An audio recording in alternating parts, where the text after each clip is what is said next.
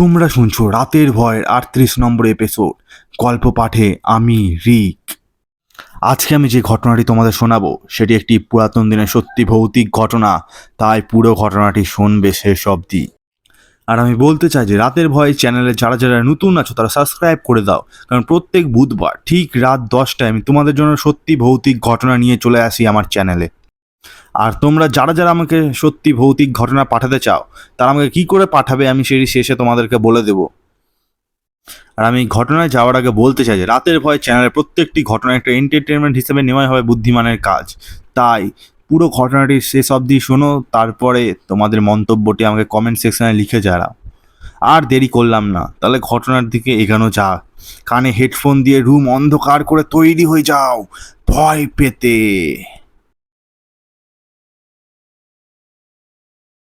এখন যে ঘটনাটি আমি তোমাদেরকে শোনাবো সেটি আমার দাদুর সাথে ঘটেছিল।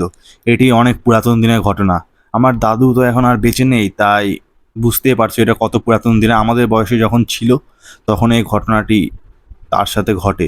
এটি আমাকে শুনিয়েছিল, এই ঘটনাটি আমি এখন তোমাদেরকে শোনাচ্ছি। আমার দাদুর কথা মতো আমার দাদুরা যখন ছোট ছিল, মানে দাদুর মতো করে আমি বলছি, আমরা যখন ছোট ছিলাম তখন আমাদের বাড়ির পাশে শুধু বাগান আর বাগান আর জঙ্গল, আর পাশে ছিল একটা বড় নদী। সেটি এখনও আছে। নদীটা তখন বিশাল বড়ই ছিল আর অনেক জল থাকতো নদীতে।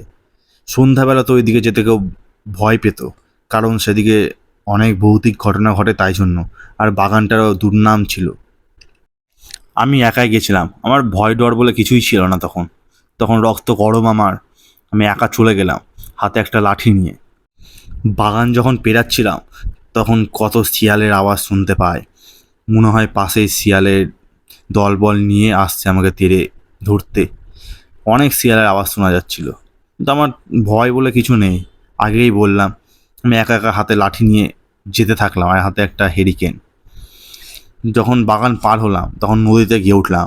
নদীর পাশ একদম শুনশান, কোনো আওয়াজ নেই, একদম অন্ধকার, শুধু চাঁদের আলোয় যা চারিপাশটা দেখা যাচ্ছে। তখন তো প্রচুর জঙ্গল ছিল। আর আমি সিঁড়ি দিয়ে আস্তে আস্তে নদীর দিকে নামি, ভাবি কিছুক্ষণ বসে তারপরে যাব। প্রায় 15-16টা সিঁড়ি পার করে তারপরে নদীর ঘাট আসে, আর ওখানে 2-3টা নৌকা বাঁধা ছিল। আমি আস্তে আস্তে করে নামি, নেমে নেমে নিচে চলে যায়। চারিপাশটা যখন ঘুরবো তখন সামনে যা দেখি সেটি দেখার পর আমার মাথা আর কাজ করে না। দেখি একটা মহিলা, যে কিনা সাদা শাড়ি পরে পিছন ঘুরে বসে আছে আর কেমন গোঙানির মতো কাঁদছে। আমি তার একটু কাছে গেলাম আর বললাম, এই কে, কে এখানে, কে এত রাত্রে আর কাঁদছো কেন? কিন্তু মহিলাটার দিক থেকে কোনো উত্তর এলো না। সে গোঙানির মতো কেঁদে যাচ্ছে। কিছুক্ষণ পর কান্নার আওয়াজ থেমে গেল। আমি তখন বললাম, কি গো, তোমার বাড়ি কোথায়? এত রাত্রে এখানে একা কি করছো? মহিলাটা তারপরে আস্তে আস্তে নিজের মাথাটা আমার দিকে ঘোরায়। মাথার ঘোরানোর সময় তার মুখটা দেখে আমার একদম রক্ত হিম হয়ে যায়। যা দেখি আমি তা আজও ভুলতে পারবো না। সেই মহিলাটার মুখে লেগেছিল রক্ত, আর তার চোখটা জল জল করছে, দাঁতগুলো বেরিয়ে আসছে, আর জিভটাও ছিল বাইরে। আমার দিকে যখন তাকালো আমার পুরো গায়ে লোম দাঁড়িয়ে গেল। চুলগুলো সামনের দিকে কিছুটা হেলানো ছিল। আমার দিকে দেখে হাসতে শুরু করে। আমি দেখে তখনই পালাতে শুরু করি। পালি সিঁড়ি দিয়ে উঠি। যখন বাগানে আসি চারিদিক দিয়ে শিয়ালের শব্দ হচ্ছে, আমাকে গ্রাস করে ধরছে। আমি দৌড়ে যেতে যেতে বাড়ির সামনে গিয়ে পড়ে যাই। তখন বাড়ির যে আমাদের দারোয়ান ছিল সে আমাকে তুলে নিয়ে যায়। তুলে নিয়ে গিয়ে বিছানায় শোয়ায়। আমার তখন প্রচণ্ড জ্বর, আমার গা পুড়ে যাচ্ছিল। তখন আমার বাবা অত রাত্রে একজন কবিরাজিকে ডেকে আনে। কবিরাজি বলে কি, এ নিশ্চয় কোনো দুষ্ট প্রেতের কাজ, এত রাত্রে গেছে দেখে তাই তার উপর আক্রমণ করতে চেয়েছিল, তার দিকে টেনে এনেছিল। আমি সব ঠিক করে দিচ্ছি। তখন কি মন্ত্র বলল আর কি ছাই দিল আমার উপরে। আমার তখন পুরো শরীর জ্বলছিল। তারপর আমার উপরে জল দিল। ওই জলটা একটা কাঁচের বোতলের মধ্যে ভরে সে নিয়ে চলে গেল। তারপর 2-3 দিনের মধ্যে আমার জ্বর কমে আসে প্রায়। তারপর আমাকে আবার কবিরাজিটা এসে তাবিজ আরও ঝাড়ফুঁক করে, তারপর আমি একদম সুস্থ হয়ে যায়।